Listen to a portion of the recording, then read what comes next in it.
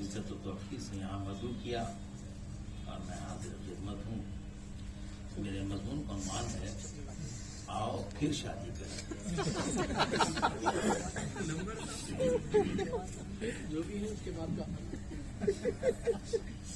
عرض کیا ہے کہ پہلی شادی سے کوئی آدمی مطمئن نہیں ہوتا.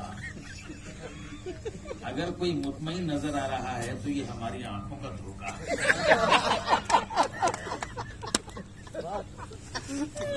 ذرا اس معصوم مرد کے دل سے پوچھئے جو باطل ناخواستہ پلے باندھ دی گئی بیوی کے ساتھ زندگی گزارنے پر مجبور ہے.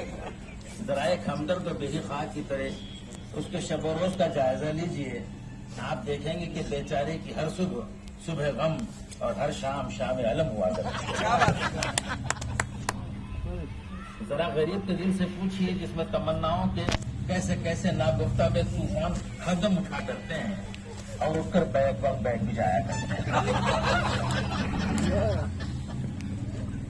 خوبصورت اور سلم لڑکیوں کو دیکھ کر جب غریب اپنی بیوی کو دیکھتا ہے تو پھر اپنی بیوی کو نہیں دیکھتا. اس کے دل سے ایک سر داہ نکلتی ہے اور وہ ہارے ہوئے جواری کی طرح ہاتھ مل کر رہ جاتا ہے. کہاں وہ بل کھاتی ہوئی موجیں سہار انگیز اور کہاں یہ پھیلا ہوا دریا. کہاں وہ اڑتی ہوئی رنگ برنگ کی تتلیاں اور کہاں یہ بے رنگ کھڑک مرغیاں جنہیں ہاتھ لگاؤ تو کاٹ کھانے دوڑیں. کہاں وہ مرمر میں ترشے ہوئے مجسمے اور کہاں یہ خوی ہیکل اجسام. کہاں وہ باد نسیم کے معطر جھونکے اور کہاں یہ شعلہ زن بھٹیوں کی گرم بھاپ.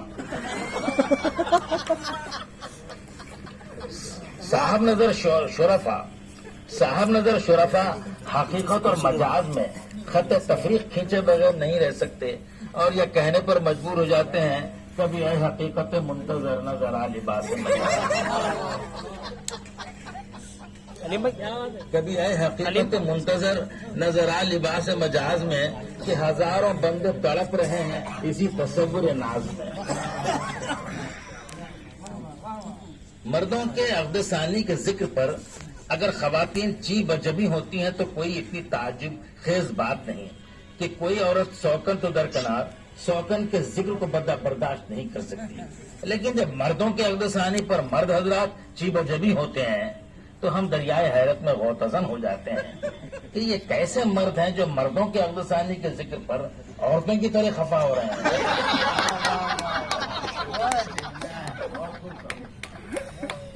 یہ لوگ چاہتے ہیں کہ ہر مرد ایک عورت کی طرح یک زوجیت کا علمبردار رہے اور تاحیات ایک ہی شریک حیات کے ساتھ زندگی کے روز ہی نہیں روز و شب گزارتے. جمال اور کمال کے شیدائیوں نے اصناف نازک میں 19 اور 20 کے درمیان خط ضعف کھینچ دیا ہے اور زندہ دل مردوں کے لیے تادم حیات اس خط کو محفوظ رکھ چھوڑا ہے تاکہ ہر شخص اپنی مرضی سے جب چاہے اس خط کو حسب ضرورت کھینچ لے.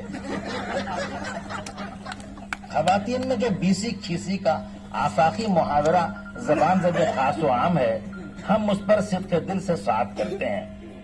شریف خواتین مینا کماری تو ہوتی نہیں جو عمر کی 40 بہاریں دیکھنے بلکہ دکھانے کے باوجود بھری بزم میں اپنا دوپٹہ چھین لیے جانے کی شکایت کرے اور لنگی پہن کر موسم کے عاشقاں ہونے کا شاخسانہ گھڑے اور یہ آرزو کرے کہ کوئی انہیں اپنی باہوں میں سمیٹ لے. اب کس کمبخت دل میں یہ آرزو پیدا ہوگی کہ نرم و نازک ٹہنیوں کو چھوڑ کر املی کے پرانے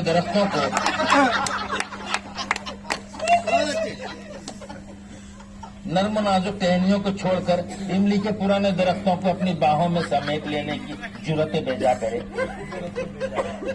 ہمارا خیال ہے کہ باہوں میں سمیٹ لینے کے لیے پھولوں کا گلشن چاہیے کانٹوں کا بن نہیں. اب احمد جیتکاروں کو کیا معلوم کہ پہلوانوں کی کشتیاں تو دیکھی جا سکتی ہیں لیکن انہیں باہوں میں ہرگز سمیٹا نہیں جاتا. اور اگر کوئی غلطی سے پہلوان نما خاتون کو اس کی شدید تمنا کے سبب اپنی باہوں میں سمیٹ لے تو کہاں پھر وہ کسی اور کو اپنی باہوں میں سمیٹ لینے کے موقف میں ہوگا. ایسا نہیں کہ لوگ عقدثانی کی آرزو ہی نہیں کرتے، آرزو کرتے ہیں لیکن چند در چند مجبوریوں کے تحت اپنی آرزو کا اظہار نہیں کرتے، ورنہ ہر دل میں عقدثانی کی شدید تمنا کہیں نہ کہیں کسی نہ کسی گوشے میں ضرور پوشیدہ رہتی ہے۔ عقدثانی کی آرزو کو دل سے نکالنا گویا روح کو بدن سے نکالنے کے مترادف ہے۔ لوگ اپنے آپ کو دلاسا بلکہ جھوٹا دلاسا دیتے ہیں کہ وہ اپنی واحد منقوہات سے خوش اور بہت خوش ہے۔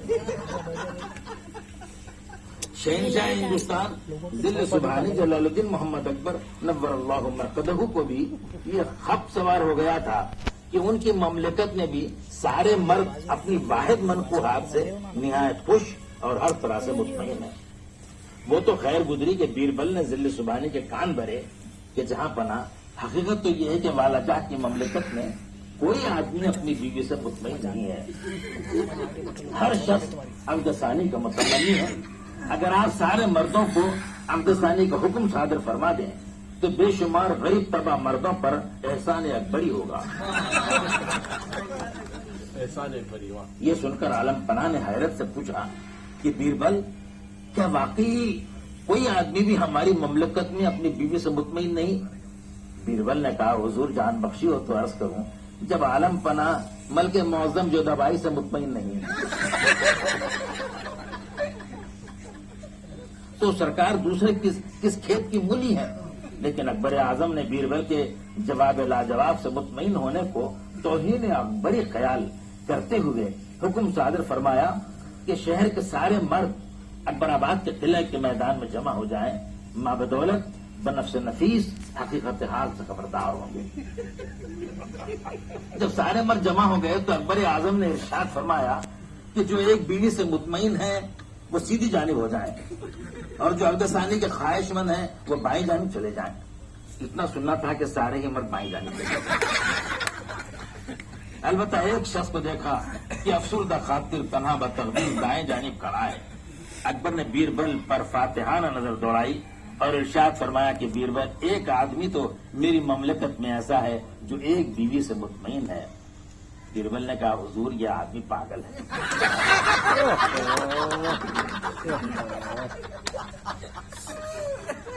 بیربل نے کہا حضور یہ آدمی پاگل ہے اور خود کو ذل سبحانی کہتا ہے۔